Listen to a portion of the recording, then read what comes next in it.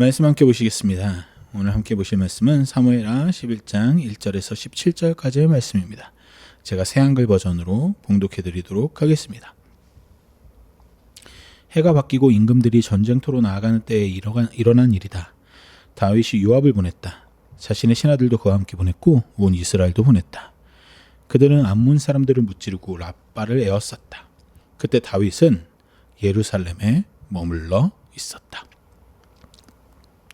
저녁 때 일이 일어났다. 다윗이 자기 눕자리에서 일어나 왕궁 옥상에서 거닐고 있었다. 그런데 옥상에서 보니 어떤 여자가 몸을 씻고 있는 것이었다. 그 여자는 모습이 매우 아름다웠다. 다윗은 사람을 보내 그 여자에 대해 알아보았다. 누군가 이렇게 말해주었다. 그 사람 밧세바 아닌가요? 엘리암의 딸이자 히타이트 사람 우리아의 아내이지요. 다윗은 심부름꾼들을 보내 그를 데려왔다. 여자가 그에게 오자 다윗은 그와 잠자리했다. 여자는 생리 후 깨끗하게 하는 절차를 끝낸 상태였다. 그러고서 여자는 자기 집으로 돌아갔다. 여자가 아이를 가졌다. 그는 사람을 보내 다윗에게 알렸다. 이 말을 전하게 한 것이다. 내가 아이를 가졌습니다. 다윗은 요압에게 사람을 보내 말했다. 히타이트 사람 우리아를 나한테 보내주시오. 그러자 요압은 우리아를 다윗에게 보냈다. 우리아자가 오자 다윗은 요압이 잘 있는지 물었다. 병사들이 잘 있는지, 전쟁이 잘 되고 있는지도 물었다. 그러고 나서 다윗이 우리아에게 말했다. 집으로 내려가 발도 씻고 좀 쉬시오. 우리아가 왕궁에서 나오자 임금의 선물이 뒤따라 나왔다. 그러나 우리아는 왕궁 출입문에서 자기 주인의 모든 신하들과 함께 누워 잤다. 자기 집에는 내려가지 않았다. 누군가 다윗에게 알렸다. 우리아가 자기 집으로 내려가지 않았습니다. 그러자 다윗이 우리아에게 말했다. 장군은 먼 길 다녀오신 것 아니오. 어째서 장군 집으로 내려가지 않았소? 우리아가 다윗에게 말했다. 상자와 이스라엘과 유다가 천막에 머물고 있습니다. 저의 상관 요압과 제 상관의 부하들이 들판에 진을 치고 있습니다. 그런데 제가 제 집에 들어가서 먹고 마시고 아내와 함께 누울 수 있겠습니까? 임금님께서 살아계심과 임금님의 목숨이 살아계심을 걸고 분명히 말씀드립니다. 제가 그렇게는 못합니다. 다윗이 우리아에게 말했다. 오늘도 여기에 머무르시오. 내일은 그대를 보내주겠소. 우리아는 그날과 다음날 예루살렘에 머물러 있었다. 다윗은 그를 불러다 자기 앞에서 먹고 마시면서 취하게 했다. 그러자 그는 저녁에 나가더니 자기 주인의 신하들과 함께 자기 눕자리에 누웠다. 자기 집으로는 내려가지 않았다. 아침이 되었다. 다윗은 요압에게 가해 편지를 썼다. 그것을 우리아 손에 들려보냈다. 그 편지에다 이렇게 썼다. 우리아를 격렬한 전쟁의 맨 앞에 세우시오. 그리고 그들은 그의 뒤를 따르다가 되돌아오도록 하시오. 그러면 그가 맞아서 죽을 것이오. 요압은 그 도시를 지켜보고 있었다. 그러다가 우리아를 한 장소에 두었다. 그가 아는 대로는 거기에 유능한 병사들이 있었다. 그 도시 사람들이 나와서 요압과 전투를 벌였다. 병사들 가운데서 다윗의 부하들 가운데서 몇이 쓰러졌다. 히타이트 사람 우리아도 죽었다. 아멘. 지난주부터 우리는 다윗에 대해 살펴보고 있습니다. 지난주 다윗의 모습은 이랬습니다. 동굴 안에서 원수를 만나고 그리고 그 원수에게 복수할 수 있을 만한 상황, 자기에게 칼이 주어진 상황에서도 그것을 휘두르지 않은 사람이었습니다. 그가 살짝 베어낸 옷자락 한 조각에도 자기의 양심이 찔려하던 사람이었습니다. 그것이 다윗이었죠. 그런데 오늘의 다윗은 그때 동굴의 다윗과 너무나도 다릅니다. 자기 부하의 아내를 데려오고 그 죄를 덮으려고 그 부하를 죽음의 자리로 보내는 다윗. 그런 다윗의 모습과 지난주 살펴본 다윗이 같은 사람이라고는 그런 사실을 받아들이기는 참 어려울 정도입니다. 그렇다면 무엇이 그를 그렇게 변하게 했을까요? 답은 한 단어입니다. 권력. 지난주에도 제가 인용했던 책인 루시퍼 이펙트의 1장에서 저자가 자기 책 전체의 내용을 미리 보여주는 한 문장이 있습니다. 여러분은 이 여정에서 수많은 악마들을 만나게 될 터인데 그들이 너무도 평범하고 매일 마주치는 이웃들과 너무나 닮았다는 사실에 실망할 것이다. 우리가 본문에서 만날 다윗이 그렇습니다. 그가 용사였고 이스라엘의 왕이 된 사람이었지만 사실 그 사람의 실존은 너무나도 평범한 한 인간에 불과했습니다. 그 실존을 정직하게 바라볼 때 그가 우리와 닮아 있는 부분이 너무 많은 평범한 사람이라는 사실 때문에 오늘의 본문은 우리 평범한 사람들에게도 너무나 두려운 본문입니다. 오늘 우리는 권력이라는 한 단어가 어떻게 평범한 한 사람을 한 단계씩 무너뜨리는지를 살펴보려 합니다. 먼저 본문의 첫 번째 1절을 함께 보겠습니다. 해가 바뀌고 임금들이 전쟁터로 나가는 때에 일어난 일이다. 다윗이 요압을 보냈다. 자신의 신하들도 그와 함께 보냈고 온 이스라엘도 보냈다. 그들은 암몬 사람들을 무찌르고 랍바를 에웠었다. 그때 다윗은 예루살렘에 머물러 있었다. 본문은 지금 시기를 임금들이 전쟁터로 나가는 때라고 확정해서 부릅니다. 지금 다윗이 있어야 할 곳은 예루살렘이 아니라는 뜻이죠. 물론 전쟁은 결코 아름다운 일이 될 수는 없습니다. 그러나 어쩔 수 없이 전쟁을 해야만 하는 상황이라면 이 시대의 왕은 마땅히 그 전쟁터에, 그 전쟁의 자리에 가 있어야 했습니다. 군대 장관인 요압과 부하들과 온 이스라엘 군대는 죽음의 자리, 그 전쟁터로 갔습니다. 그러나 다윗은 그 자리에 가지 않았습니다. 자기 자리에 그대로 있었습니다. 단순한 휴식이었을까요? 아닙니다. 자기가 가야 할 자리에 가지 않기로 한 결정입니다. 본문에서는 다윗이 휴식을 필요로 했다는 그 어떤 암시도 들어있지 않습니다. 사무엘서 저자는 이 한 문장을 본문의 맨 앞에 두고 이것이 일의 시작임을 우리에게 보여줍니다. 간단했던 그 사실이 점점 심각해집니다. 2절에서 다윗의 상황은 이렇습니다. 저녁 때 일이 일어났다. 다윗이 자기 눕자리에서 일어나 왕궁 옥상에서 거닐고 있었다. 저녁 때가 되어서야 눕자리, 여기서 눕자리라고 번역된 침상에서 일어났다는 것은 그가 그 오후 내내 침상에 있었다는 뜻입니다. 전쟁터의 긴장이 사라지고 왕으로서 마땅히 가져야 할 책임감도 사라진 상태에서 그는 이미 오랫동안 나른해져 있었습니다. 다윗의 추락은 오늘 본문에서 한 여인을 본 그 순간에 갑자기 시작된 것이 아닙니다. 자기 자리에 있어야 할 그 책임을 외면한 순간, 그 작은 결정으로부터 시작됐습니다. 이것이 권력의 첫 번째 유혹입니다. 권력은 사람에게 가야 할 자리에 가지 않을 수 있는 자유를 줍니다. 자기 책임을 다른 사람의 어깨에 얹어놓고 자기는 안전한 자리에 머무는 자유. 다윗이 양을 치던 시절에는 그가 직접 자기 양들을 책임져야 했습니다. 사울을 피해 광야로 도망하던 시절에는 그가 직접 자기를 따르는 무리들을 책임져야 했습니다. 그런데 지금 왕이 된 지금 그는 더 이상 앞에 서서 자기 군대를, 자기 백성을 책임지지 않습니다. 그는 그저 보내고 다른 사람들이 갑니다. 심지어 이런 다윗의 추락은 11장에서 오늘 본문에서 시작된 것도 아니었습니다. 오늘 본문은 사실 오래된 습관의 정점에 불과합니다. 사무엘서 저자는 11장에 들어가기 전에 우리에게 한 가지 단서를 미리 깔아두었습니다. 5장 13절 말씀을 제가 읽어드립니다. 다윗은 왕비가 아닌 다른 아내들과 여자들을 더 맞아들였다. 예루살렘 출신들이었다. 그가 헤브론에서 온 다음이었다. 그래서 다윗에게 아들, 딸들이 더 태어났다. 사무엘서 저자는 다윗이 다른 아내들과 여자들을 더 두었다는 사실을 미리 기록합니다. 왜냐하면 하나님께서 이스라엘의 왕에게 미리 주신 한 규례가 있었기 때문입니다. 신명기 17장 17절을 제가 읽어드리겠습니다. 또 임금이 자신을 위해 아내를 많이 두지 못하도록 하십시오. 그러면 그의 마음이 엇나가지 않을 것입니다. 자신을 위해 은과 금을 많이 모아들이지도 못하도록 하십시오. 왕을 굳이 세워야 하겠다면 하나님 대신에 그 백성들을 책임질 왕이 해야 할 일들이 있었습니다.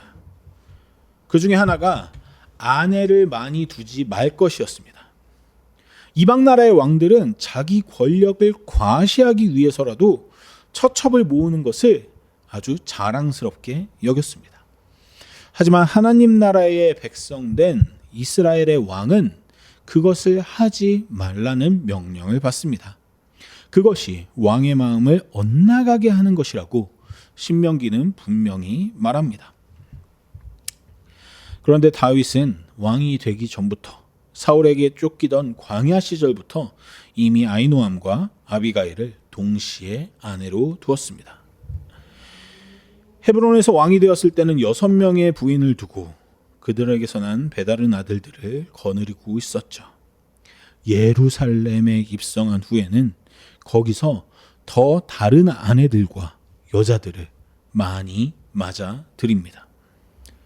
이렇게 살펴보면 다윗은 왕의 규례를 지킨 적이 단 한 번도 없었습니다. 그가 왕이 된 순간부터 적어도 이 한 가지 영역 안에서는 하나님의 말씀이 아니라 이방 왕들의 관습처럼 행동했던 거죠. 그런데 아내를 많이 두는 것이 어떻게 다윗의 영혼에 새겨지는지 보여주는 또 한 가지 언어적 표지가 있습니다. 그것은 히브리어 라카흐라는 동사입니다. 이 뜻은 취하다, 잡아채다라는 뜻을 가지고 있습니다. 사무엘이 일찍이 이스라엘에게 왕정제도의 위험을 경고했을 때 사용한 핵심 동사가 바로 이 라카흐입니다. 사무엘은 이렇게 말했습니다.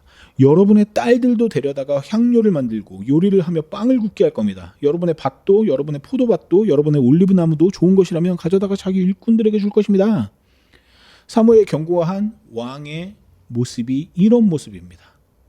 왕이 세워지면 왕은 그 권력을 가지고 여러분들의 것들을 빼앗을 것입니다. 취할 것입니다. 라카흐 할 것입니다. 가져다가 데려다가 줄 것이다. 사무엘 경고는 한마디였죠. 왕은 취하는 자가 되기 쉽다는 겁니다. 그런데 그 예언처럼 다윗이 지금 바로 그 취하는 자가 되어버렸습니다. 미가를 정치적 명분으로 강제적으로 되찾아왔고 헤브론에서 아내들을 늘려갔고 예루살렘에서 또 아내들을 더 늘려갔습니다. 그리고 11장 4절에서 이번에는 심지어 남편이 있는 밧세바를 데려오게 한 그 동사가 바로 라카흐입니다. 이 라카흐는 갑자기 튀어나온 동사가 아닌 거죠. 다윗이 왕이 된 후로 자기 안에 오랫동안 키워온 한 습관의 결과물입니다. 작은 라카흐로 시작해서 정치적 명분이 있는 라카흐, 사회적으로 용인이 되는 라카흐, 그 누적된 라카흐가 어느 날 한 가정의 운명을 완전히 박살내버리는 라카흐가 된 겁니다. 수년에 걸쳐 다윗 안에 새겨진 한 가지 패턴이 권력의 정점에서 가장 잔인한 모습으로 터져나온 것입니다. 작은 잘못이 큰 잘못으로 자동으로 변하게 되는 것이 아닙니다. 작은 잘못을 무시하고 이 정도는 괜찮겠지. 이 정도는 명분이 뒷받쳐주니까. 이 정도는 관습이 뒷받쳐주니까 라면서 지나가는 습관이 결국에는 큰 잘못을 불러옵니다. 본문 2절에서 4절을 봅니다. 그런데 옥상에서 보니 어떤 여자가 몸을 씻고 있는 것이다. 그 여자는 모습이 매우 아름다웠다. 다윗은 사람을 보내 그 여자에 대해 알아보았다. 누군가 이렇게 말해주었다. 그 사람 밧세바 아닌가요? 엘리야의 딸이자 히타이트 사람 우리아의 아내이지요. 다윗은 심부름꾼들을 보내 그를 데려왔다. 여자가 그에게 오자 다윗은 그와 잠자리했다. 여자는 생리 후 깨끗하게 하는 절차를 끝낸 상태였다. 그러고서 여자는 자기 집으로 돌아갔다. 먼저 이 본문 앞에서 우리가 한 가지 정정해야 될 오해가 있습니다. 한국교회에서 이 본문을 가끔씩 잘못 읽는 한 가지 방식이 있는데 바로 밧세바를 다윗을 유혹한 여인으로 그리는 시각입니다. 왜 그 한낮에, 한낮은 아니고 이제 저녁이 돼가려고 하는 그 시점에 옥상에서 어떻게 보면 사람들이 볼 수 있는 그곳에서 목욕을 하고 있었냐는 거죠. 하지만 우리가 본문을 자세히 살펴보면 절대 본문은 그렇게 말하지 않습니다. 본문이 그리는 밧세바는 처음부터 끝까지 피해자입니다. 본문이 기록한 몸을 씻는 행위는 누군가에게 자기를 보이려는 행위가 절대 아니었습니다. 본문 4절은 그 목욕을 깨끗하게 하는 절차, 생리 후 깨끗하게 하는 절차라고 부릅니다. 이스라엘 백성들은 율법에 따라 월경 후에는 정결 의식을 위한 의례적 목욕을 해야 할 책임이 있었습니다. 그것은 사적인 공간, 즉 자기 집 안뜰에서 행해져야 할 거룩한 의무였습니다. 그녀는 그 거룩한 의무를 행했을 뿐이죠. 누가 자기를 볼 거라고 생각하지도 않았습니다. 자기 집 안에서 율법이 요구한 한 가지 의식을 행했을 뿐이죠. 문제는 가장 높은 곳에서 백성들을 다 내려다볼 수 있는 곳에서 그 옥상에서 거닐고 있었던 한 사람이었습니다. 왕만이 올라갈 수 있었던 그 높은 자리에서 다윗은 그녀를 보았다고 말합니다. 거기까지는 우연이었을 수 있겠죠. 그러나 다윗은 사람을 보내서 그녀가 누구인지를 알아보게 했습니다. 심지어 그녀가 다른 사람의 아내라는 답을 듣고도 다시 사람을 보내 그녀를 데려오게 했습니다. 한 단계 한 단계 다윗은 누구의 견제도 받지 않은 채로 자신의 악을 행합니다. 앞에서 우리가 본 라카흐라는 동사가 여기서 다시 등장합니다. 본문이 데려오게 했다라고 옮긴 그 단어가 바로 라카흐입니다. 사무엘이 경고한 취하는 자의 길을 평생 걸어온 사람이 지금 가장 잔인한 라카흐를 행하고 있는 것이죠. 이것은 누군가의 유혹으로 시작된 일이 아니라 권력 범죄입니다. 밧세바에게는 선택의 여지가 없었습니다. 왕이, 이 나라의 최고 권력자가 사자를 보냈습니다. 그 사자의 부름 앞에서 한 여인이 싫습니다라고 말할 수 있는 사회 구조가 거기에 있지 않았습니다. 게다가 그녀의 남편 우리아는 전쟁터에 있었습니다. 그녀를 지켜줄 사람이 그 집에 한 사람도 없었습니다. 절대 권력 앞에 한 사람이 가장 무력한 자리에 서 있었던 겁니다. 그러므로 오늘 본문이 우리에게 보여주는 것은 다윗이 누구에게 유혹당했는가 이런 따위의 이야기가 아닙니다. 다윗이 자기 권력으로 누구를 짓밟았는지를 보여주는 본문이 오늘 본문인 것입니다. 다윗이 권력으로 사람을 짓밟는 동안 그 동선의 각 단계에서 다윗을 멈출 수 있는 사람이 아무도 없었다는 사실도 한번 살펴보면 좋겠습니다. 권력은 한 사람을 견제받지 않는 자리에 올려놓습니다. 견제받지 않는 권력은 폭력이 됩니다. 다윗은 사람을 보내 그 여자에 대해 알아보았다. 누군가 이렇게 말해주었다. 그 사람은 밧세바 아닌가요? 엘리암의 딸이자 히타이트 사람 우리아의 아내이죠. 이 짧은 순간에 다윗은 지금 폭주기관차처럼 달려가는 자신의 권력이자 폭력을 멈출 수 있는, 다시 돌아볼 수 있는 한 번의 기회를 얻습니다. 다윗이 밧세바를 알아봤을 때 신하는 단순히 밧세바입니다 말하지 않습니다. 2번이나 그녀가 다른 사람의 사람이라는 사실을 알려줍니다.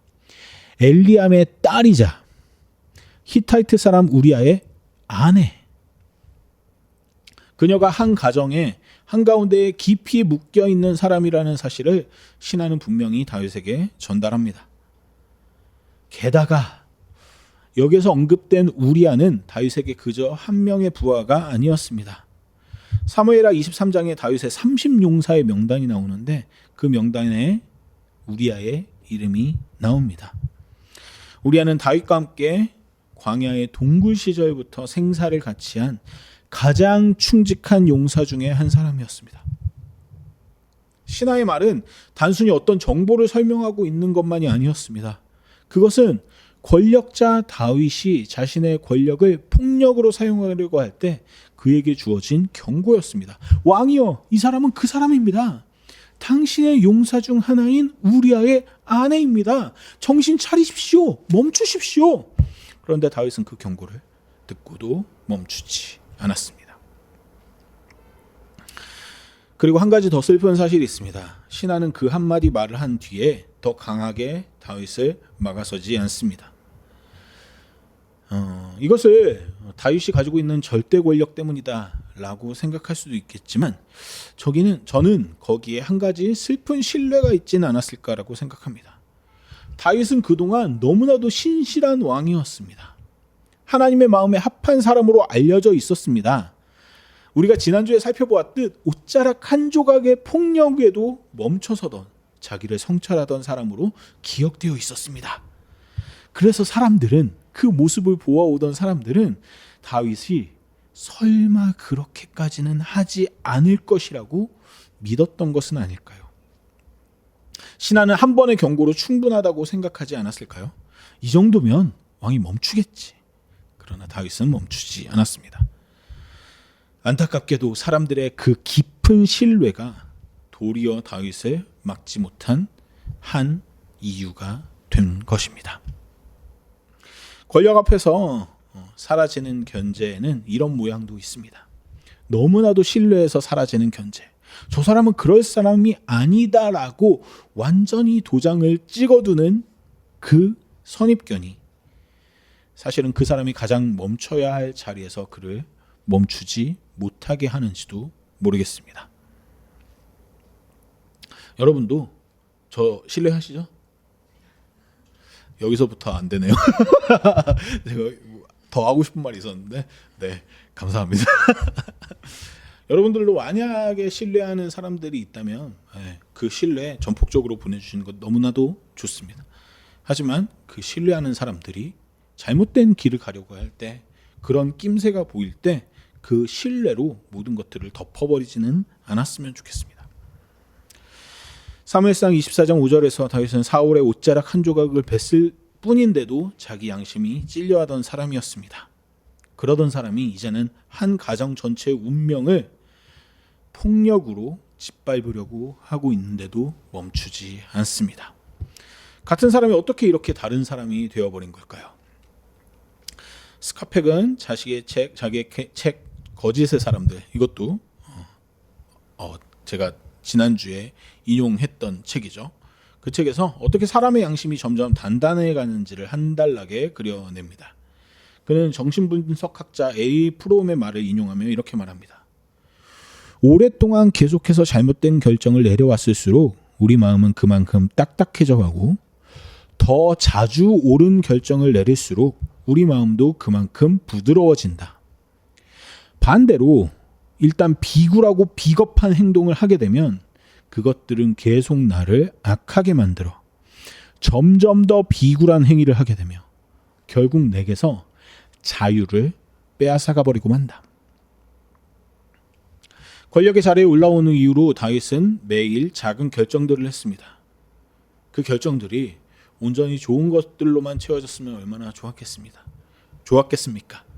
하지만 작은 라카흐, 작은 거짓, 작은 합리화, 그 작은 결정들이 쌓여 어느 날 그의 양심은 옷자락 한 조각에도 반응하던 양심이 아니라 한 가정의 운명 앞에서도 반응하지 않는 양심이 되어 있었습니다.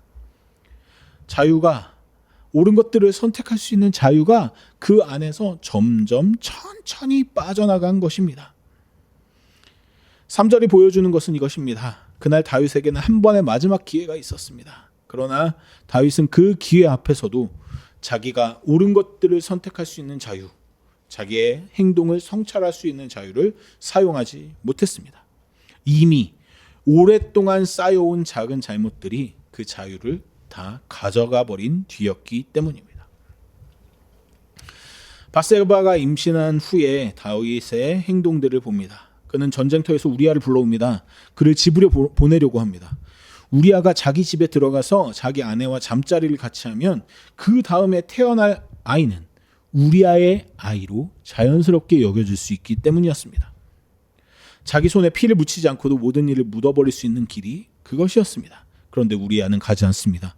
본문 11절에 우리아의 말입니다. 상자와 이스라엘과 유다가 천막에 머물고 있습니다. 저희 상관관 요압과 제 상관의 부하들이 들판에 진을 치고 있습니다. 그런데 제가 제 집에 들어가서 먹고 마시고 아내와 함께 누울 수 있겠습니까? 임금님께서 살아계심과 임금님의 목숨이 살아계심을 걸고 분명히 말씀드립니다. 제가 그렇게는 못합니다. 우리아는 히타이트 사람입니다. 이스라엘 사람이 아니죠. 본문이 그를 부를 때마다 굳이 히타이트 사람 우리아라고 부르는 것은 의도적인 강조입니다. 이는 외국인이었지만 그 외국인이 언약궤와 이스라엘과 유다가 야영 중에 있는데 어찌 나만 편히 쉴 수 있겠느냐고 말합니다. 이스라엘 사람들보다, 아니 이스라엘 사람 중에 왕인 다윗보다 더 이스라엘 사람답게 자기 동료들과 자기 군대 곁에 서 있겠다고, 그들과 함께 책임을 지겠노라고 말합니다. 우리아의 이 말이 다윗을 곤란하게 만듭니다. 다윗은 1절에서 예루살렘에 그대로 있던 사람이었습니다. 우리아는 반대로 바깥에서 고생하는 동료들 곁에 가지 않으면 자기 집에서도 쉴 수 없는 사람이었습니다. 한 사람은 가야 할 자리에 가지 않은 왕이고, 다른 한 사람은 자기가 있어야 할 자리를 지키는 외국인 용사입니다.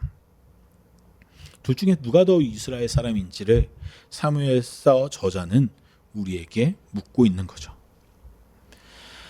안타깝게도 우리아가 자기 양심을 지킨 것이 결국 자기 운명을 결정합니다.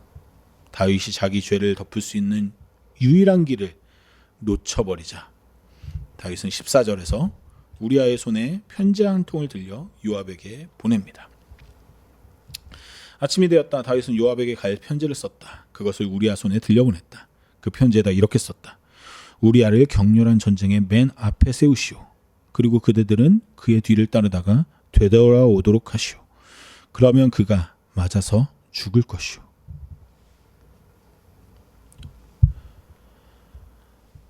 성경을 읽다가 너무나도 잔인해서 그 읽는 것을 멈추게 되는 순간들이 있습니다.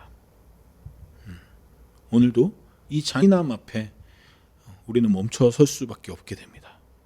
다윗은 우리아의 손에 직접 우리아 자신의 사형 집행서를 돌려보냈습니다. 당연히 정당하지 않은 사형 집행서였고 다윗의 추악한 모습을 감추기 위한 더 큰 폭력이었습니다. 우리아는 자기 죽음의 명령서를 자기 손에 들고 자기 발로 죽음의 자리까지 갔습니다. 그리고 편지의 내용을 끝까지 알지 못했습니다. 그 다음에 다윗이 한 말이 더 잔인합니다. 우리아가 전사했다는 보고를 받은 다윗이 25절에서 요압에게 이런 말을 합니다.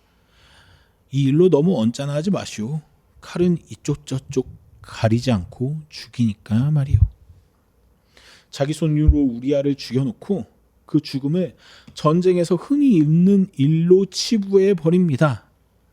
권력자가 자기 손을 깨끗하게 유지하려는 가장 더럽고 비겁한 방식입니다. 이것이 권력의 가장 무서운 얼굴입니다. 한 번 잘못된 길로 들어선 후에 그 길을 덮기 위해 더 큰 잘못을 저질러야만 한다는 것이죠. 권력을 가지고 있지 못한 사람들은 때로 작은 잘못을 저질렀을 때도 납작 엎드려서 그 잘못에 대해서 사죄하고 책임을 져야 되는 순간이 더 많이 우리의 삶에는 찾아옵니다. 하지만 권력을 가지고 있는 사람들은 그 잘못을 덮을 수 있는 힘이 있기 때문에 더 큰 추악함을, 더 큰 더러움을, 더 큰 폭력을 서슴지 않고 선택합니다.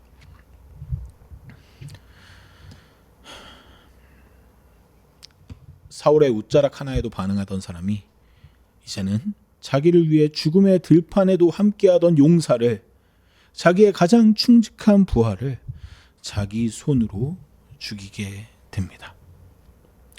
27절의 마지막 한 줄을, 하나님의 반응을 제가 읽어드리겠습니다. 다윗이 했던 이 일을 여호와께서 매우 언짢아 하셨다.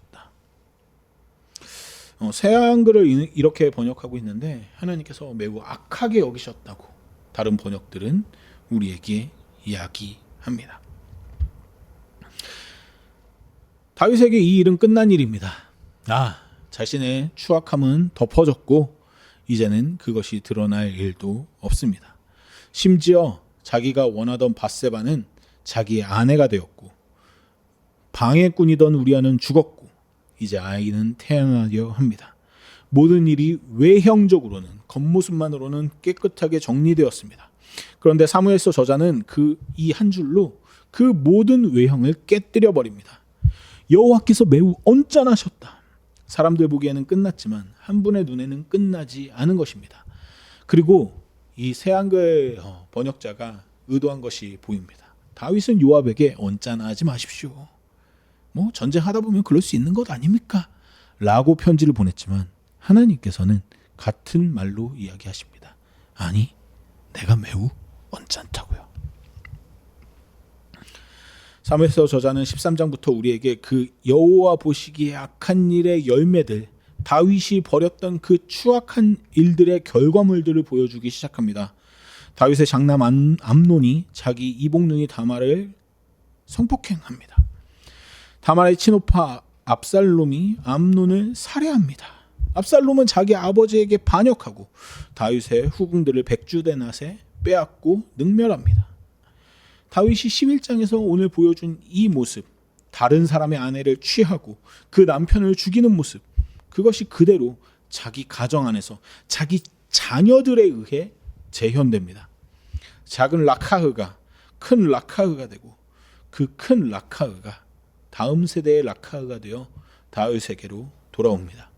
한 사람의 죄가, 권력을 가지고 있는 사람의 죄가 자기 안에서 끝나지 않습니다. 물론 우리는 왕이 아닙니다. 그러나 우리에게도 작은 권력들이 있습니다. 그래서 우리는 오늘 본문 앞에서 수많은 질문들을 던져볼 수 있습니다. 어떤 질문들이 여러분들에게 필요한 질문입니까? 내가 가야 할 자리에 가지 않았던 적은 없는지, 우리가 직접 감당해야 할 책임을 다른 사람의 어깨에 얹어놓고 우리는 안전한 자리에 머문 적은 없었는지, 우리 안에 나도 모르게 누적된 작은 라카흐들은 없는지, 우리가 설령 한 번에 큰 죄를 짓지는 않았더라도 매일 작게 다른 사람의 시간을 취하고 다른 사람의 마음을 취하고 다른 사람의 자리를 취해온 습관이 우리 안에 자리 잡고 있지는 않은지 말입니다. 작아 보이는 그 습관이 어느 날 우리가 멈춰서야만 한 그 결정적인 순간에 우리를 멈추지 못하게 만들지는 않았으면 좋겠습니다. 견제받지 않는 자리에서 우리는 무엇을 하고 있습니까? 아무도 보지 않는다고 느낀 그 자리에서 우리는 어떤 시선을 보냈고 어떤 결정을 내렸고 어떤 작은 권력을 사용했습니까? 때론 알면서도 멈추지 못한 적은 없습니까? 누군가가 우리에게 이건 옳지 않습니다라고 신호를 보내준 그 자리에서 우리는 그 경고를 무시하지는 않습니까? 반대로 우리 자신은 누군가의 그 경고 앞에서 저 사람이 그럴 리 없다라는 그런 잘못된 신뢰의 근거에서 한 번 더 경고하기를 멈춘 적은 없었을까요? 작은 거짓을 덮으려고 큰 거짓을 만든 적은 없었을까요? 한번 잘못 들어선 길에서 우리는 다시 돌아오기보다 더 깊이 들어가는 쪽을 택하지는 않았을까요? 사실 오늘 본문은 그래서 수많은 질문들을 우리에게 남기고 계속된 성찰을 우리에게 요구합니다. 우리도 얼마든지 작은 권력으로 폭력을 행사할 수 있고 또 때로는 방관자가 되어서 권력자들이 피해자를 만들어내는 것들을 그저 방관하고 있을 수도 있고 때로는 그 폭력의 피해자가 되어 눈물 흘릴 수도 있는 것이 우리들의 삶이니까요.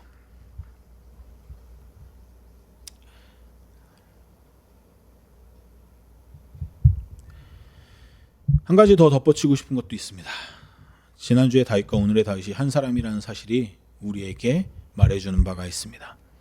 어제의 올바른 행동이 오늘의 면죄부가 되지는 않는다는 사실입니다. 우리가 한때 옳은 자리에 섰다고 해서 오늘 그 자리에 자동으로 설 수 있는 것이 아닙니다. 매일 새롭게 옳은 것들을 선택하는 그 자리에 서야 합니다. 작은 옳은 것들을 선택하는 연습을 해야 합니다. 한 영역에서 신실한 것이 다른 영역의 죄를 가려주지 않습니다. 다윗은 어떠한 신앙의 한 영역에서는 너무나도 신실한 사람이었지만 결혼이라는 한 영역에서는 처음부터 왕의 규례를 어겨운 사람이었습니다. 그 한 영역에 오래된 작은 죄들이 어느 날 그의 인생 전체를 그리고 다른 사람들의 삶을 완전히 망가뜨리는 사건으로 터져 나오게 되는 것이죠. 본문은 27절에서 한 줄로 끝납니다. 여기서는 예전 번역을 가져오는 편이 더 직관적으로 느껴지는 바가 있을 것 같습니다. 여호와 보시기에 악하였더라. 사람들 보기에는 끝난 일이 하나님의 눈에는 끝나지 않았다는 한 줄이 사실 다윗에게 가장 큰 은혜의 출발점이었습니다. 우리가 다음 주에 살펴보겠지만 하나님이 그 일을 잊지 않으셨다는 사실이 다윗을 다시 한번 회복할 수 있는 마지막 기회를 제공하는 것이죠. 사람들이 다 잊은 자리에서도 하나님은 그 모든 것들을 기억하십니다. 다윗은 다음 주 본문에서 자기를 직면하는 자리로 다시 부르심을 받게 됩니다. 하지만 그것은 다윗만의 부르심은 아닙니다. 우리에게도 마찬가지입니다. 우리가 잊어버린 것들, 우리가 외면하고 있는 것들, 거기에서 우리를 다시 직면할 수 있는 자리로 하나님은 우리를 부르시고 계십니다. 우리에게도 우리를 기억하시는 하나님이 계십니다. 그래서 설령 우리가 지금 추악한 모습, 더러운 모습, 때론 그림자로 보여지는 모습으로 존재하고 있다 하더라도 그것이 결코 우리의 끝은 아닙니다. 그 그림자를 정직하게 마주하는 사람에게는 다윗처럼 다시 일어날 길이 열려 있습니다. 우리도 한 주간 정직하게 우리 안에 옥상을 들여다 볼 수 있었으면 좋겠습니다. 우리 안에 작은 다윗들을 부정하지 말고 그것들을 기억하고 계시고 아직도 바라보고 계시는 하나님 앞으로 그것들을 가져갈 수 있었으면 좋겠습니다. 우리의 안에 그림자를 하나님 앞에 두어 정직하게 나 자신을 돌아보고 조금씩 성장할 수 있는 한 주가 되기를 간절히 소망합니다. 그리고 다음 주에 다시 우리를 직면할 수 있는 그 기회에 우리 또한 그 기회를 놓치지 않는 사람들이 될 수 있었으면 좋겠습니다.